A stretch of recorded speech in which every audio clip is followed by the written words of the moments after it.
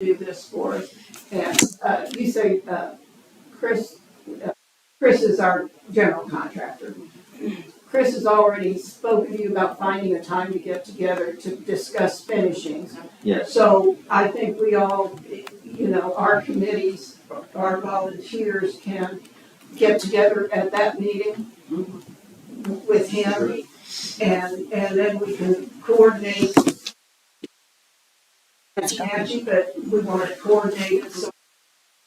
It's recording. Can you go to, Did you rename it? yeah, number 3, Number 3, okay. -3. Okay. Okay.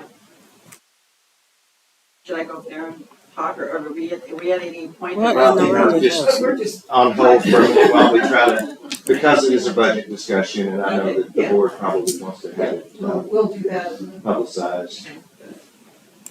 We do thank you for your participation, everybody. And Randy, find your crew. So will C.A. Johnson be,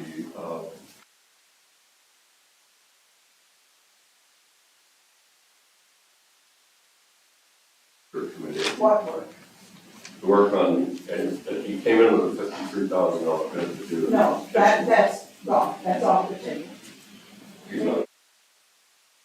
Why is he meeting with the committee on that? Well, we want our finishings to match.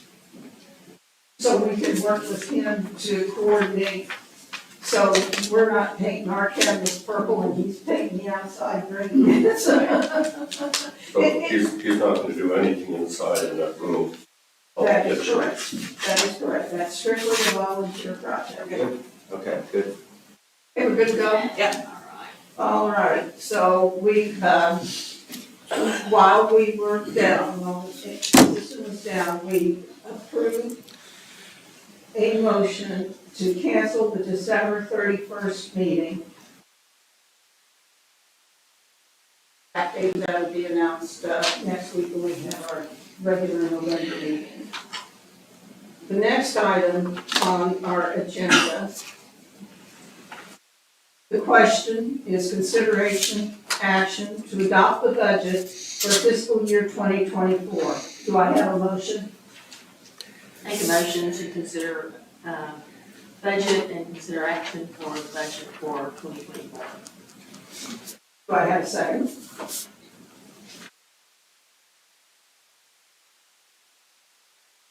District Manager Presley, would you please present what we came up with? Yes, ma'am. And do we want to start with golf operations? Sure, yes, because I know Tyler has somewhere he needs to be. So Tyler, if you want to come up and, I'm sorry, did you have any general comments before we started? no ma'am, that's Okay. fine. I know Tyler's got to leave here shortly. Okay, Tyler, do you have anything in particular you want to discuss, the CIP stuff or the? I haven't seen what's been approved, but I just wanted to state if some of that, whatever that equipment, if it does get approved, that we could go back through with that budget that Danny and I looked at, but we could take off we had not subtracted the money from the chemicals to cut back on the chemical budget or the gas and oil budget yet. So I think that's what we were waiting on to see if they got approved or not. Tyler, I'll just ask the question that I asked you just a few minutes ago. You explain the age of the mowers that you have now and the condition that they're in. Our greens mowers that we use daily right now are from 2014. They were purchased under, I'm pretty sure, with Mark Mallory.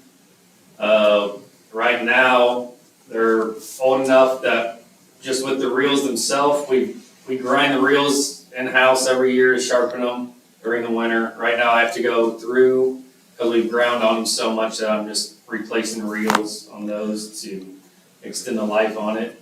The T-mower down at the 9-hole that kind of crapping out on us, that is a 2003 model, and I think that was picked up used. So right now, our mowers that we use every single day on the 18-hole and the 19-hole are from 2014, and they're the ones that go out every morning, unless it's raining, but we use them daily.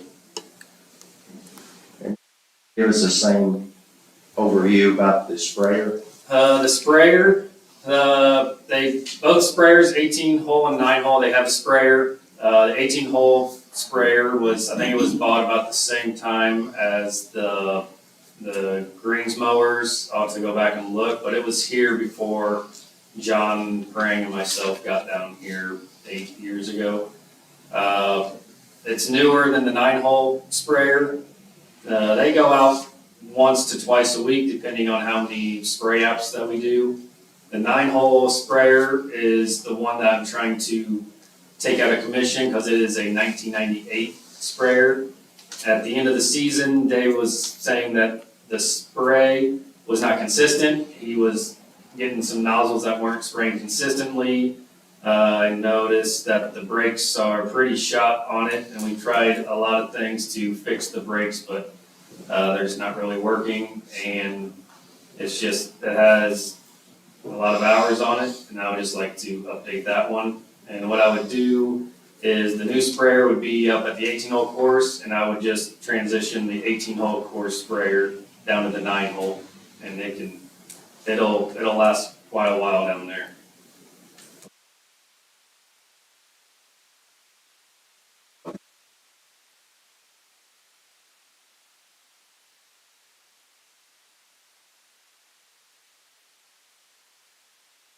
If you know. I didn't ask Kansas Golf and Turf about anybody local that has them. I know, the main thing that I was talking to them about was the sprayer with the GPS, and they told me that Bella Vista has it, and they love it. They can send guys out to spray and know, what they spray, what they don't spray. But I haven't talked to Kansas Golf and Turf about anybody local that has them. Someone the other day, may have mentioned, but I didn't hear, what's the life of the batteries on those ones? I think they went over that they have a 5-year warranty on the lithium batteries. I don't think they really said what the life expectancy out of it is. But I can get that information for you. They charge overnight, each of them? Yes, yeah. I think, what I would do is I'd run them probably 2 days and then I'd charge them. That way we're not, I think you're supposed to kind of let those batteries, you're supposed to use those batteries a little bit and then you charge them up all the way. One of your points on that was the quietness of it. Yes. So the neighbors will be not hearing the mowers come by Yeah. it. So one of my largest stresses in the morning is trying to get a lot of stuff done before the first golfers get out there. Whenever we get caught by golf, it slows us down. The golfers don't want to see us right there in front of time. So the earlier I can get out on the golf course to get what I need to get done, the better. If I'm out there at 5 or 5:30, we start about 6 or 6:30, and I don't know how many people wake up at 6